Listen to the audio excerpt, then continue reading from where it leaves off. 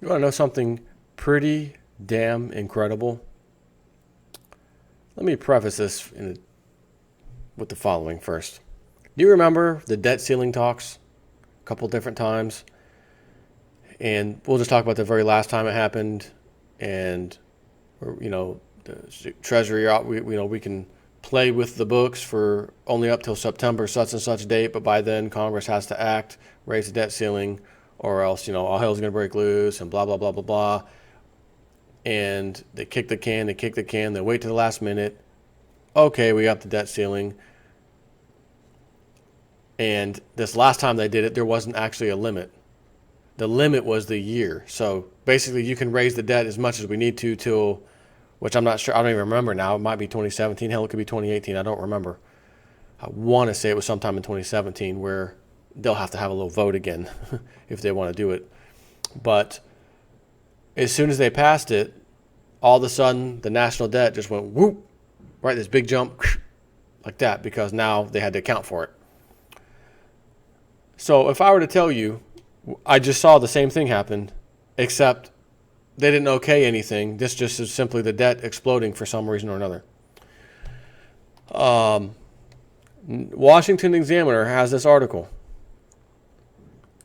National debt jumps nearly $100 billion in one flipping day to record high, naturally. The U.S. national debt is creeping up again after holding steady for the last few months thanks to the annual flood of individual and corporate tax receipts. Total government debt hit a record $19.38 trillion on Thursday, up nearly $98 billion from the day before. It's the first time it has ever exceeded $19.3 trillion, of course. Just like when we were 19 or 9 point whatever trillion, that was the first time, and we went to 11, that was the first time. 12 trillion was the first time. 14 trillion, first time.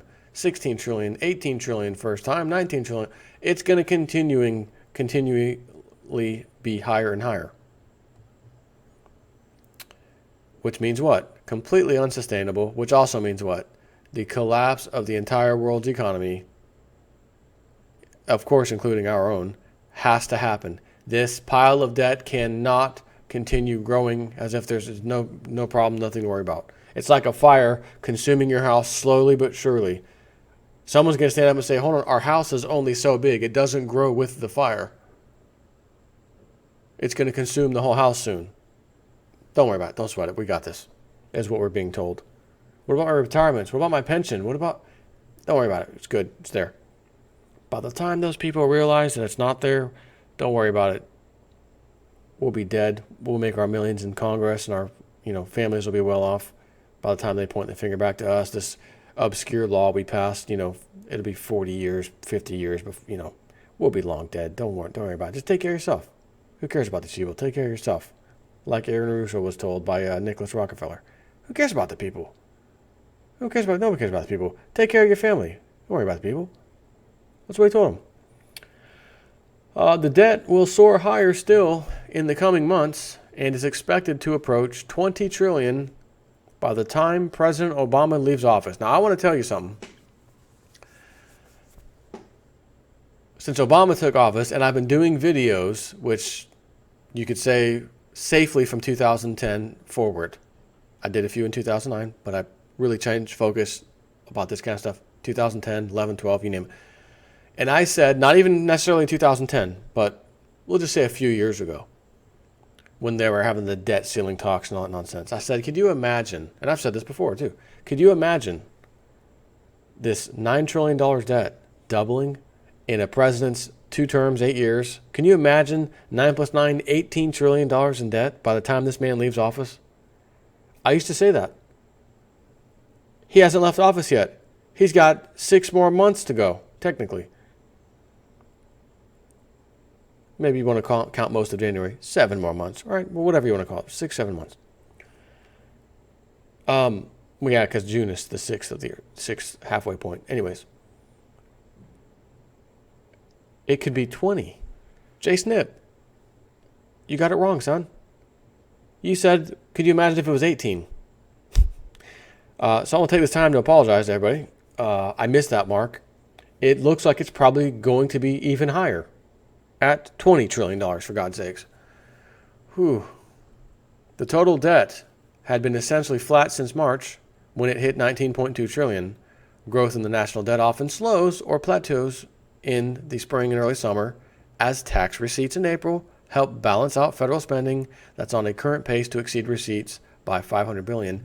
And I will include this extra source of income that the government has not had before, which has done very nicely for the last 2 years for them, called Obamacare. You know, the ones who can't afford insurance and you got to pay the fine and it comes out of your IRS income tax every year, like mine did. That's a bonus check to Uncle Sam. So they've had great tax receipts coming in. And we still went past 18 trillion to 19 trillion to what appears to be 20 trillion by the time this man leaves office. And I'll say this, God forbid, imagine that September comes around, October, which is the greatest months for financial collapse as always, and then it happens. And then they go ape shit with the printing presses because hey, we got till 2017 to debt ceiling. Remember, we're gonna have to talk about it again. Let's just go ape shit now with it. 25 trillion. Let's go. Who knows what the hell they'll do? So it says the federal government collected a record high 1.48 trillion in tax revenues in the first half of the year, which helped offset growth in the deficit over the last few months. Total public debt on Thursday was 13.93 trillion, and government loans to itself are 5.45 trillion. Aside from tax receipts or lower spending, another way to reduce the national debt is through gifts to the Treasury Department, but so far the Treasury has received just $1.6 million in gifts, and during the April tax season, people donated just, and during the April tax season, people donated just $42,000 to the effort.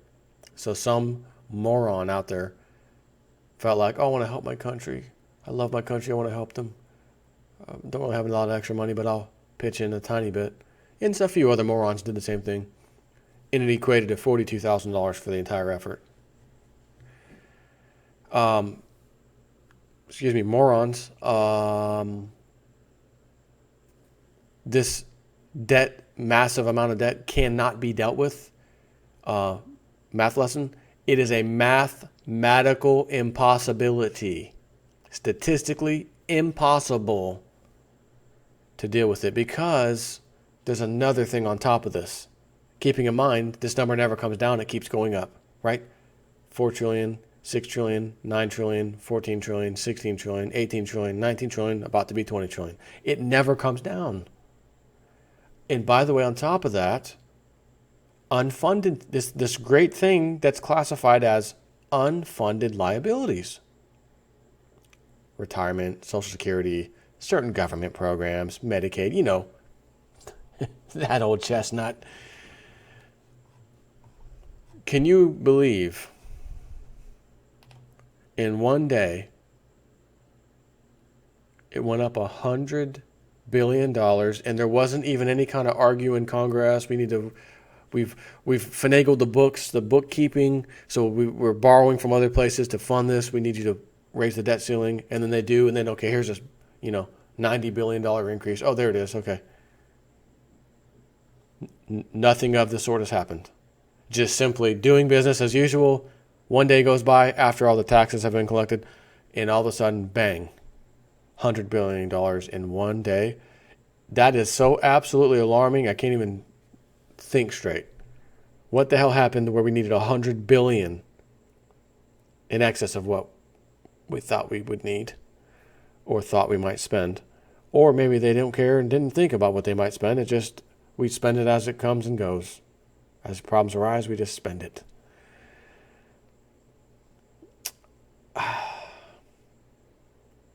I just don't think this is going to end very well at all for our country.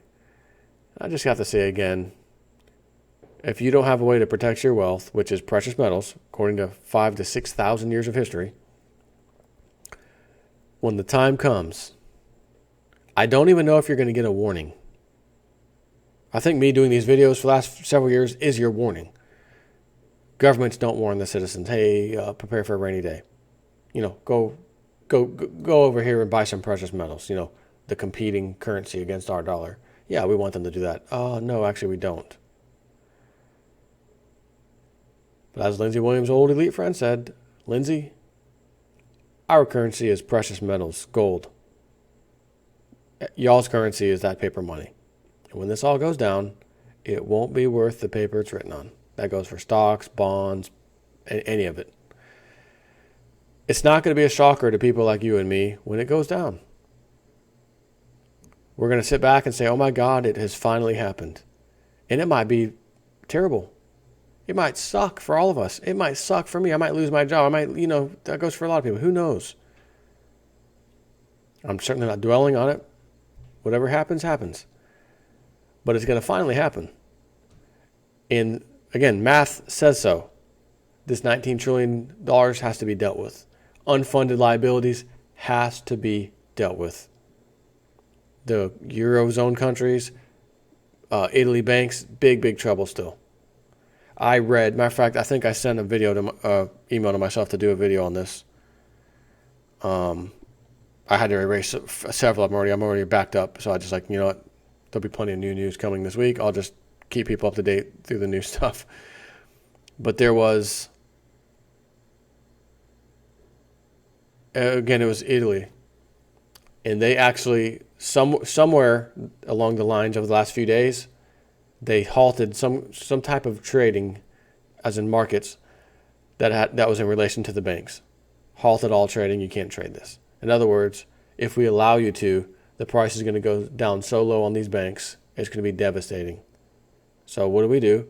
We just halt trading because we feel like it. So I just want you to think about something.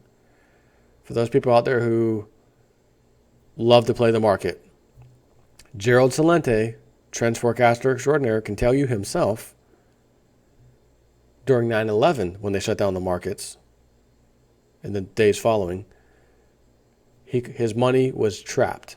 Can't put any in, can't put any out, can't take it. It is in the system and I can't get it. And I would like to have it right now and I can't. Until the markets came back online. But what happens if the government somewhere, and this goes for any country on the face of the earth, the Western powers, us over here, as in the Eurozone or us, it's in their system. You have to have it out of their system. And there's only one way only. And that's to have it in your possession. Have those precious metals in your freaking hand. Hidden in your house. Hidden somewhere you can go to. And when I say go to, I'm not talking, I went to the bank and there's a safety deposit box. I put it. Oh, hell no. The bankers. You went to the bankers system? Again. Well, it's a local bank. It's not. It's part of that Federal Reserve system. You're not going to see me you won't see me put a piece of paper in a safety deposit box, much less something of value. Anyways, I am blown away that $100 billion has just been added to the national debt in a day. What in the hell is going on? Take care.